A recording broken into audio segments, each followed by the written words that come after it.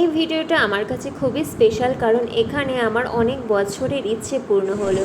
তো ফটোটা দেখে হয়তো তোমরা জানতেই পেরে গেছো, আমার অনেক দিনের ইচ্ছে ছিল নৈহাটি বড় মার সাথে দেখা করার। তো সুযোগটা ঠিক তার আগের দিনই আসলো। বলে না, মা না টানলে যাওয়া সম্ভব না। মা যে এত তাড়াতাড়ি টানবে আমাদের বুঝতে পারিনি।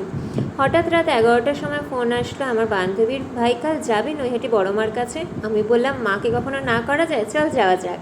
তো সেই মতো ভোর 6টার ট্রেনে হাজির হয়ে গেলাম নৈহাটি। নৈহাটি স্টেশন থেকে মাত্র 2 থেকে 3 মিনিটের হাঁটা পথেই মায়ের দর্শন পাওয়া যায়। তো আমরা স্টেশন থেকে নেমেই ঠিক রাস্তার সামনে ফুল, মালা, বেলপাতা সব কিছু নিয়ে নিলাম। তখনও স্টেশনের সামনের মিষ্টির দোকান খোলেনি বলে অগত্যা আমাদের মন্দিরের পাশ থেকেই মিষ্টি নিতে হয়েছিল। তোমরা দেখতেই পাচ্ছ আমরা 7টার সময় এসেছি, তাও বুধবার ছিল সেদিন। ভাবতে পারিনি যে মঙ্গলবার শনিবার ছাড়াও এত ভিড়ের সম্মুখীন হতে হবে আমাদের। যাই হোক, দেখো কত বড় লাইন।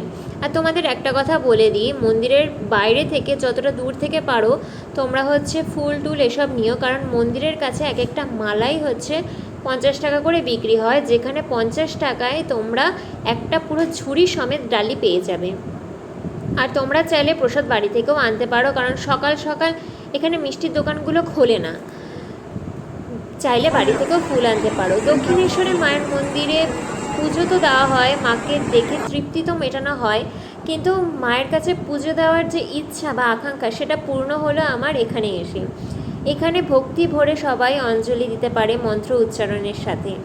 প্লাস তোমরা এখানে নিজের নাম ও গোত্র সমেত পুরোহিতের কাছে বললে সে পুজো দিয়ে দেয়। দেখো আমাদের লাইনটা অনেকক্ষণ পরে চলেই আসলো, এক এক করে সবাইকে নাম আর গোত্র সমেত পুজো দেওয়া হয়।